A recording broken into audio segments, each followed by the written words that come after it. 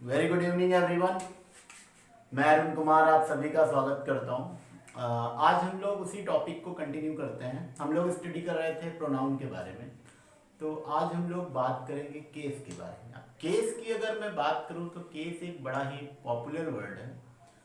आप सभी जानते होंगे केस के बारे में, तो सुना ही होगा। बहुत सारे केसेस कोर्ट में पेंडिंग में रहते हैं, पड़े रहते हैं। अब केस का जो मीनिंग होता है, जो शाब्दिक उसका अर्थ होता है, मामला, मैटर, ये होता है। लेकिन इंग्लिश लैंग्वेज में भी बहुत सारे केसेस होते हैं जिनमें अक्सर हम कंफ्यूज रहते हैं।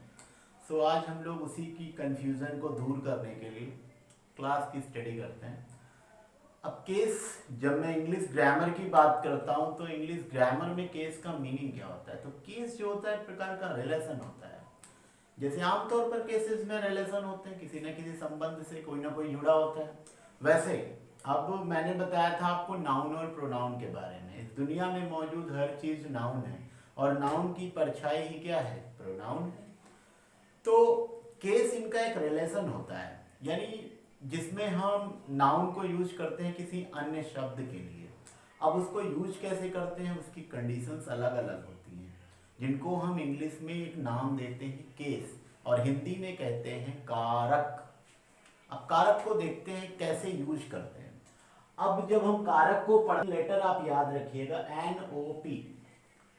केस जो होते हैं तीन होते हैं, नॉमिनेटिव, ऑब्जेक्टिव और पॉसेसिव। इसलिए मैंने लिखा हुआ है NOP को याद रखिएगा, ये तीन केस होते हैं। इसको जब हम पढ़ते हैं तो दो बातों का ध्यान रखते हैं।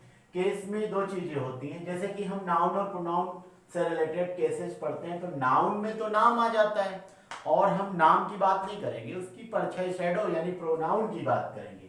तो जो प्रोनाउन की हम स्टडी करते हैं उसमें दो चीजें होती हैं, एक नंबर और दूसरा पर्सन। नंबर मतलब ये चीज क्लियर करनी है कि वो सिंगुलर है या प्लूरल है।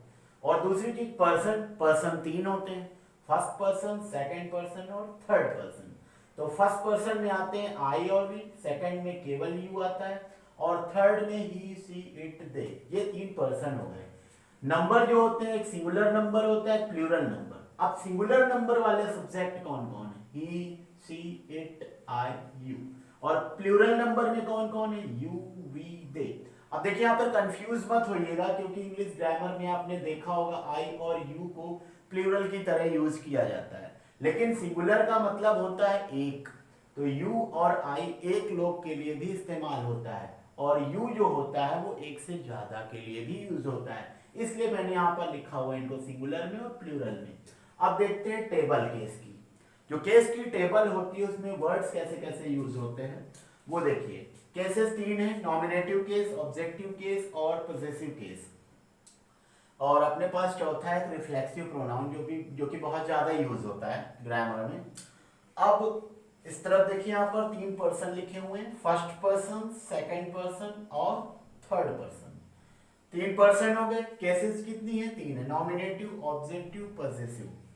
जब हम फर्स्ट पर्सन के रूप में यूज करते हैं किसको? आई और वी को, तो पहली चीज जो नॉमिनेटिव वर्ड लिखा हुआ है, नॉमिनेटिव का मतलब होता है एज अ सब्जेक्ट, सब्जेक्ट के रूप में जब कार्य करते हैं। ऑब्जेक्टिव केस का मतलब ऑब्जेक्ट के रूप में, और पॉसेसिव केस का मतलब होता है इसमें अधिकार ये सूचक होता है, मतलब उस चीज का जो मालिक होता है, अधिकारिता जो स्पष्ट करता है, क्लियर करता है, उसको हम लोग कहते हैं पॉसेसिव केस।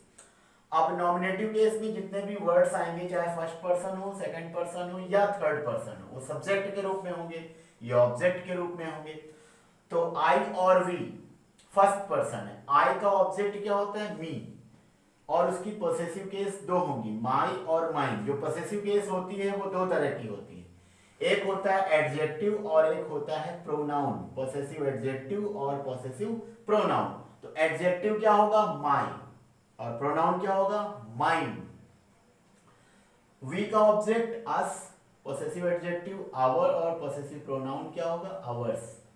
अब इनके रिफ्लेक्सिव प्रोनाउन की अगर हम बात करते हैं तो रिफ्लेक्सिव प्रोनाउन आपने पिछले वीडियो में देखा होगा, एक टाइप्स होता है प्रोनाउन का, जिसमें हम दो वर्ड्स यूज करते हैं, एक सेल्फ और एक सेल्वेस। मैं थोड़ा सा बता देता हूं आपको, सेल्फ और सेल्वेस में डिफरेंस क्या होता है।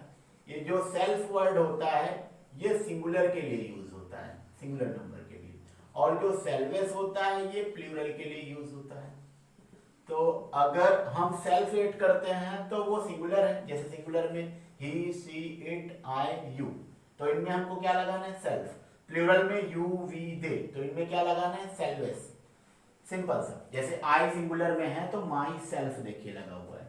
वी अपना किस में आता है? प्लूरल में आता है, इसलिए इसमें देखिए सेल्वेस लगा हुआ है, आवर सेल्वेस। नेक्स्ट है सेकंड पर्सन यू। यू का ऑब्जेक्ट यू, यू का पोसेसिव एडजेक्टिव क्या होगा? योर, और प्रोनाउन क्या होगा? योर्स। अब इसके जो रिफ्लेक्सिव प्रोनाउन है दो हैं, एक योरसेल्फ है और एक योरसेल्वेस है। क्यों ऐसा?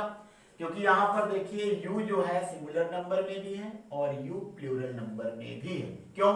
क्योंकि यू को एक लोगों के लिए भी इस्तेमाल कर सकते हैं और यू को एक से ज्यादा लोगों के लिए भी इस्तेमाल कर सकते हैं, इसलिए योरसेल्फ और योरसेल्वेस। नेक्स्ट है थर्ड पर्सन, चार हैं, ही, शी, इट और दे। अब ही का ऑब्जेक्टिव हिम, सी का हर, इट का इट और दे का क्या होगा? देम।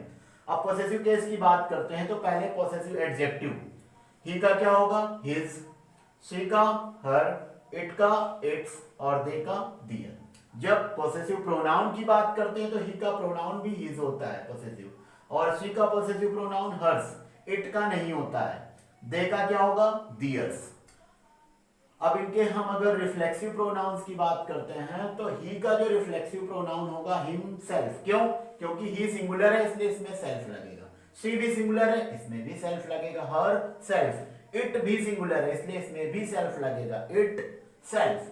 लास्ट वाला वर्ड जो है दे, ये प्लूरल है इसलिए इसमें सेल्फ नहीं लगेगा बल्कि सेल्वेस लगेगा। तो आपको सिंपल सा याद रखना है, एनओपी वर्ड याद रखना है। एन मींस नॉमिनेटिव केस, ओ मींस ऑब्जेक्टिव केस और पी मींस पॉसेसिव केस। तो इन तीनों केसेस को याद रखने के लिए हमको दो चीजें याद रखनी है, एक नंबर और एक पर्सन। क्योंकि हम लोग प्रोनाउन की बात करते हैं केस जब पढ़ते हैं, और प्रोनाउन में नंबर और पर्सन आपको पता होने चाहिए। नंबर दो है सिंगुलर, प्लूरल, और पर्सन तीन है, फर्स्ट, सेकंड, थर्ड। अब कौन से पर्सन में कौन कौन आता है ये भी आपको याद रखना है। आई वी फर्स्ट, यू सेकंड में, ही सी इट दे थर्ड में। उसके बाद ये टेबल आपको मेमोराइज करनी है। इस टेबल को मैं एक बार फिर से बताऊंगा जब मैं अगला टॉपिक नरेशन आपको समझाऊंगा, तो ये टेबल मैं एक बार फिर से आपको रिमाइंड कराऊंगा। So thank you so much, see you very soon, bye bye.